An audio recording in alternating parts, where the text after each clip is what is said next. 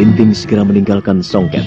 Dia menuju ke pinggir kali Surabaya, tempat persembunyian yang mana ia selalu menanti kawan-kawannya untuk mendapatkan berita rahasia. Demikian pula dengan Songket, ia segera menuju ke tempat Pangeran Pekik.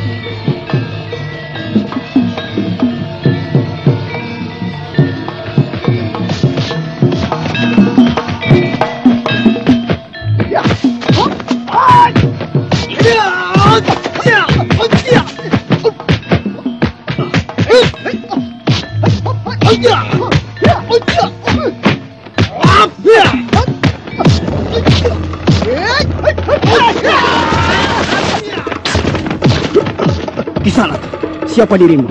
Berani menghalangi aku masuk ke istana junjunganku? Kau tidak perlu banyak bertanya tentang aku. Kau orang kepercayaan Pangeran Pekik. Iya. Wasis, kau lupa padaku.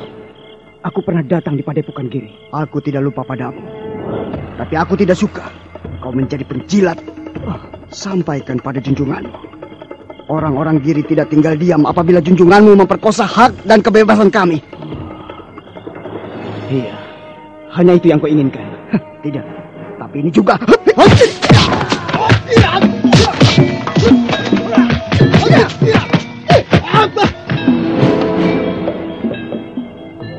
Kurang ajar, kau melukai tanganku, Wasis. Lekaslah kembali kepada junjunganmu dan sampaikan pesanku.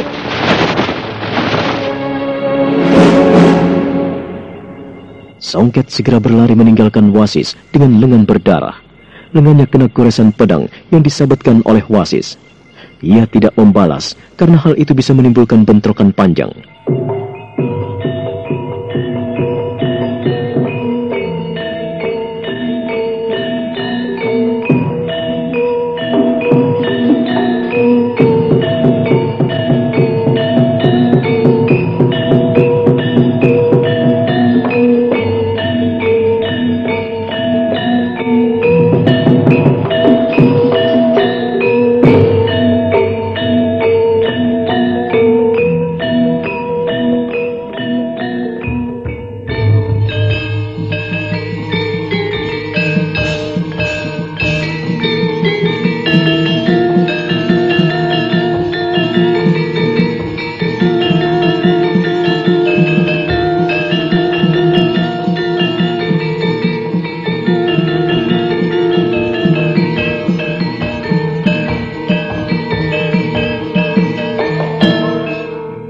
Dalam seri yang ke-51 ini menampilkan para pemain. Narto sebagai Adipati Ronggololono. Kalau begitu, saya datang tepat waktu. Lalu apa yang harus kita lakukan, Kanjeng Pangeran? Jumali sebagai Pangeran Pekik. Aku akan atasi sendiri, Paman, tanpa bantuanmu.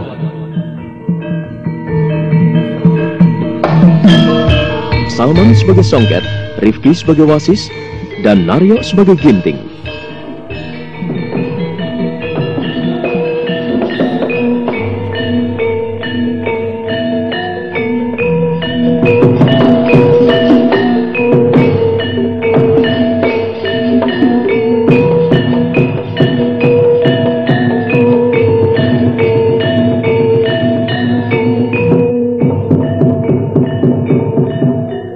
Ada apa rupanya? Ampunkan hamba, Kanjeng Pangeran. Orang-orang Giri mengepung tempat ini.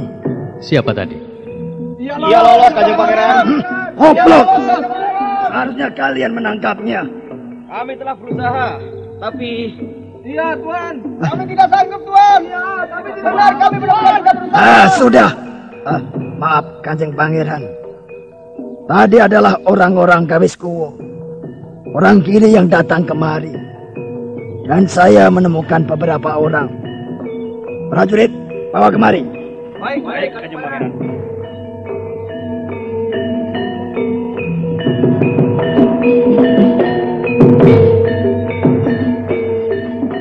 Mayat siapa itu, Paman? Kanjeng Pangeran tentu tahu siapa yang mengenakan pakaian serba putih, siapa yang mengenakan sobekan kain putih dan tistar putih. Orang-orang Paman Kawiskuwo? Iya, tidak dilakukan lagi. Kami terpaksa membunuh mereka karena mereka memata-matai tempat ini. Keamanan Surabaya adalah tanggung jawab saya sebagai seorang Tumenggung. Saya menjamin keselamatan Kanjeng Pangeran sepenuhnya.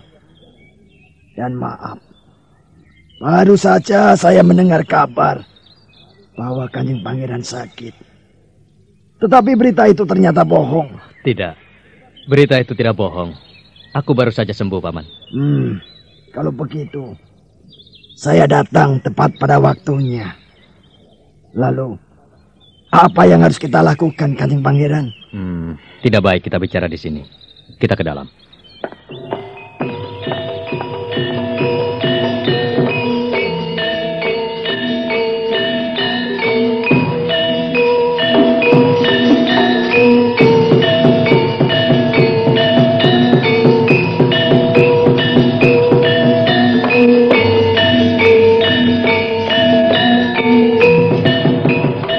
Pangeran Pekik membawa Ronggololono dan anak buahnya masuk ke Praboyaksa.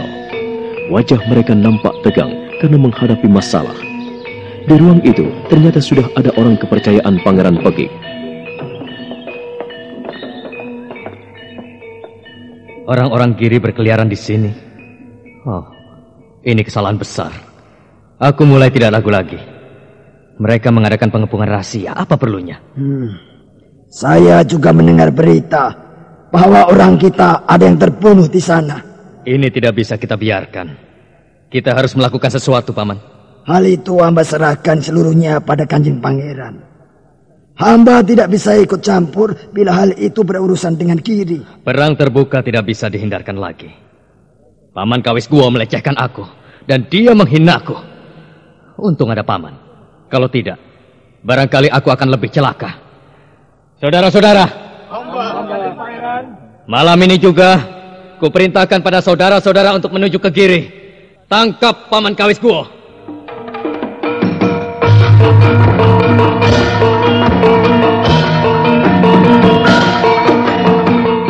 Kanjeng Pangeran. Ini perintah, Paman. Paman Kawis Guo adalah pimpinan ulama yang dijunjung tinggi di Giri. Juga sebagian besar rakyat Surabaya. Apa kata mereka jika kita menangkap Eyang Kawis Guo? Ini perintah dan tidak bisa dibatalkan. Paman Kawis Guo salah besar telah mengepung secara rahasia tempatku ini. Aku punya pengawal. Aku percaya pada Paman. Dan aku percaya pada orang-orangku. Sementara orang seperti Paman Kawis Guo yang tidak pernah percaya padaku kini mengepung wilayahku. Apa perlunya, Paman? Aku tidak akan pernah membiarkannya. Tangkap dia, tapi jangan ada yang menciderainya.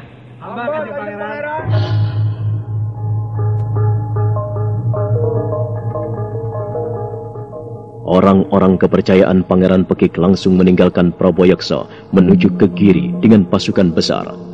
Belum lama Pangeran Pekik untuk memerintahkan penyergapan terhadap Panembahan Kawis Guo, maka menghadaplah Songket ke sana.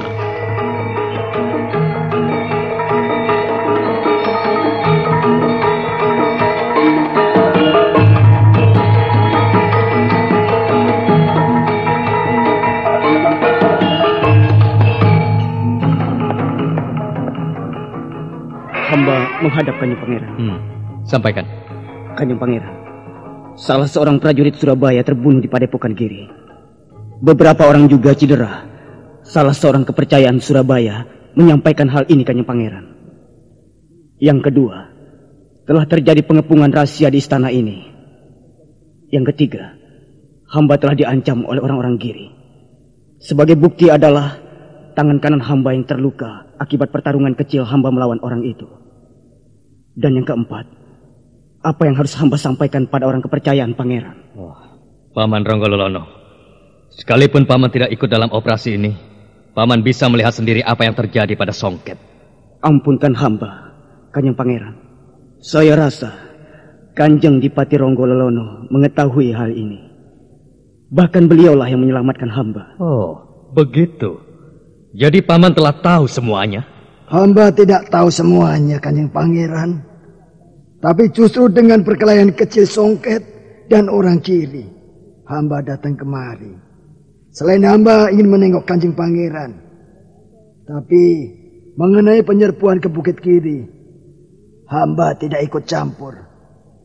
Hamba cuci tangan. Aku akan atasi sendiri, Paman. Tanpa bantuanmu. Kanjeng Pangeran, Hamba akan berjaga-jaga di istana dan menyelamatkan wilayah Surabaya dari ancaman orang-orang kiri. Terima kasih atas kesediaan paman yang masih mau membantuku. Songket, Hamba, Kanjeng Pangeran. sampaikan pada kawanmu, Ginting tidak boleh kembali. Dia harus menghilang. Dia aku minta untuk jadi telik sandi di Mataram. Hamba, Kanjeng Pangeran. Dan setiap perkembangan Mataram harus disampaikan kepadaku. Yang kedua, dia harus menyampaikan setiap orang kiri yang lari kemanapun. Hamba, Kanjeng Pangeran. Malam ini juga hamba mohon pamit.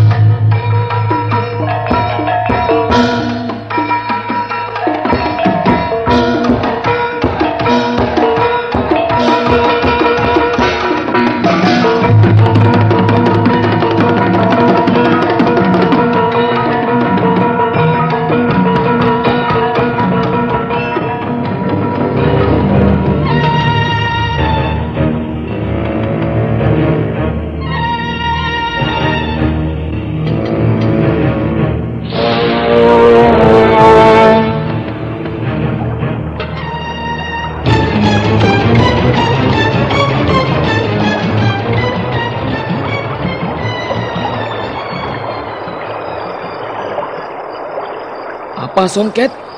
Aku harus menghilang. Aku harus meninggalkan Surabaya. Itu perintah. Kau mendapat anugerah menjadi telik sandi pilihan. Untuk berangkat ke Mataram.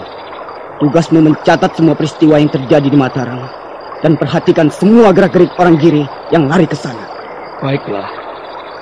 Karena aku sendiri sudah tidak aman di Mataram. Karena ini perintah, aku akan menjalankan perintah pangeran sebaik-baiknya. Walaupun nyawaku sebagai taruhannya.